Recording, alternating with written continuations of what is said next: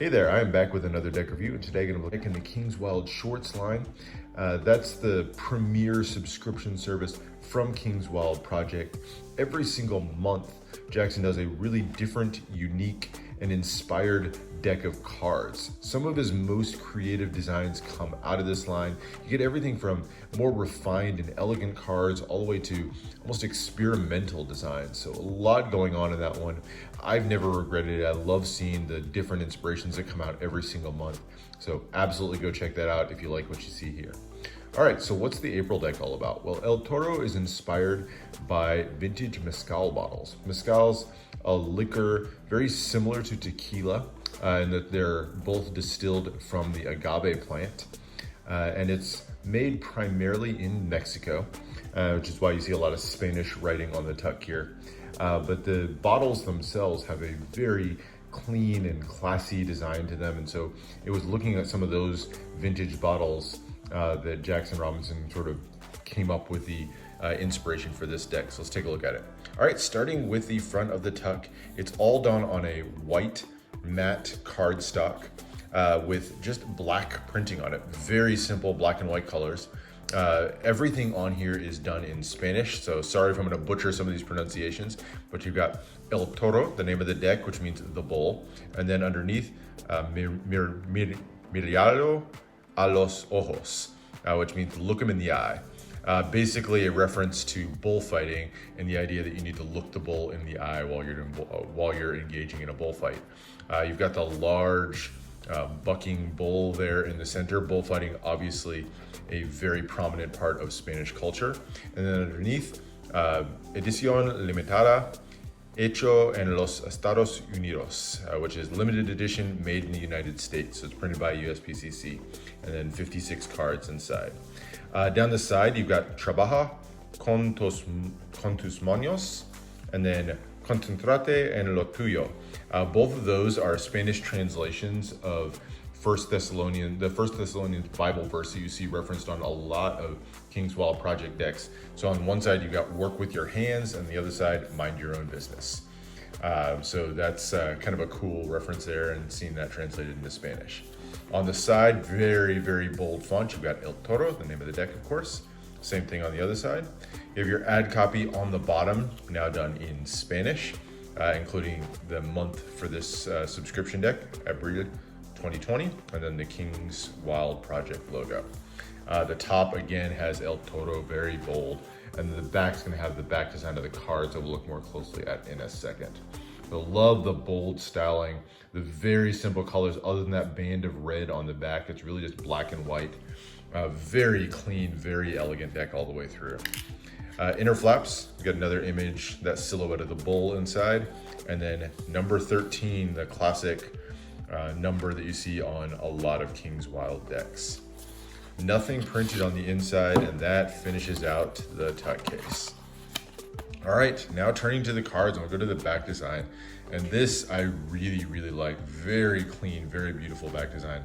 It says El Toro on either side, and then you've got that big, bold red banner down the center with a kind of casino style back with the bull kind of spotlighted in that white circle.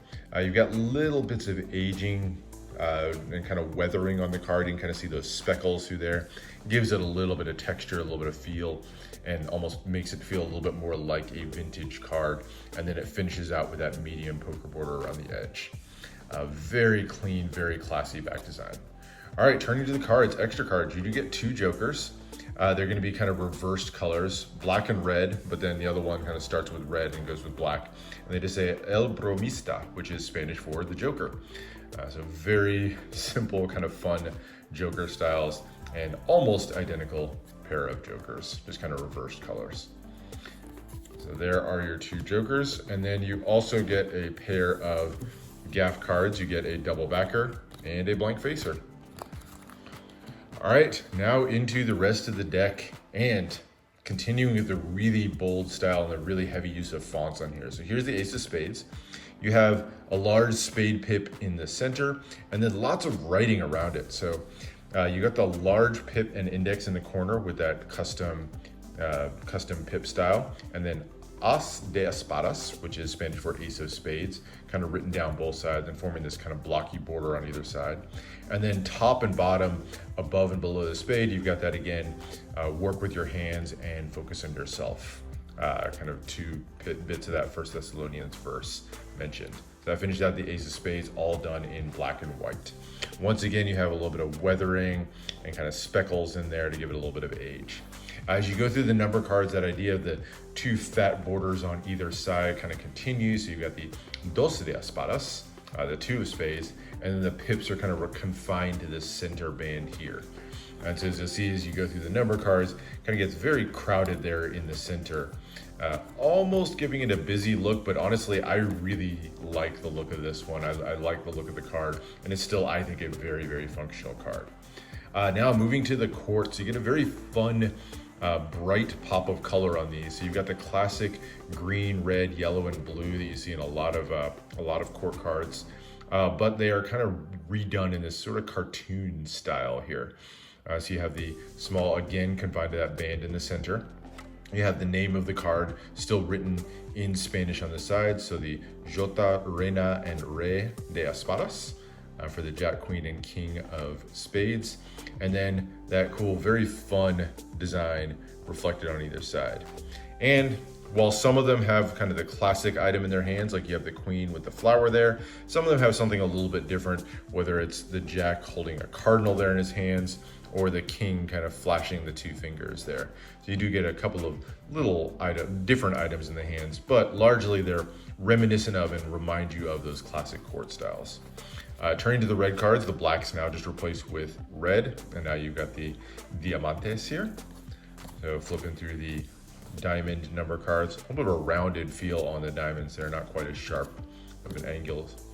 And then there are your diamond quartz into the club quartz. And then here are your club number cards. So a lot of the same design, very classic on this one.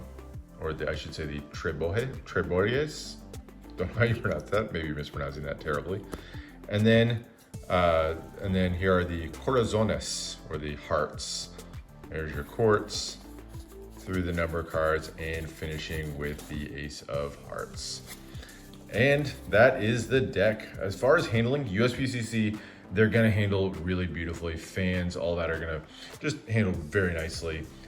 Nothing too special on fans or anything like that, but it is a nice clean look, and kind of that little bit of border shows through a little bit there. So handling on this one, nothing at all to complain about. Now, use for this deck. Of course, collectors are gonna want this one. I think it's a very clean look to the tuck case and the cards. So it's gonna be just a nice display deck, but it's also a really functional deck. Some of the King's Wild Project decks aren't as highly functional, and those are some of the more experimental ones I was talking about. This one, however, you could use this one any day for gameplay. Very, very clean, classy look to it, highly functional, still very readable on the faces as well. So you could use this for gameplay. You could even use this probably for Magic, maybe a little bit distracting and custom for that. But it's just definitely a really highly functional and just classy deck.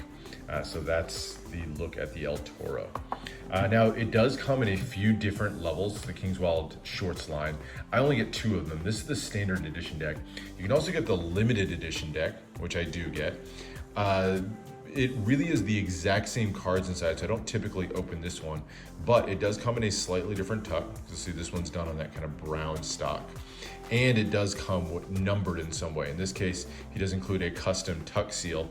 And this is actually designed to look like the kind of askew seal that you might see on a bottle of mezcal. So you've got the El Toro seal here, and then it's numbered 265 out of 500. So that's the look at the limited edition version of this one. So you got the standard, limited, and then there's also a gilded version that I don't get, but a third style tuck. I believe it's red, and of course includes red gilded edges as well. That's it. That is the look at El Toro from King's Wild Project. Hope you guys enjoyed that. Let me know what other decks you guys want to see. Subscribe for more deck reviews and unboxings, and I'll see you for the next one.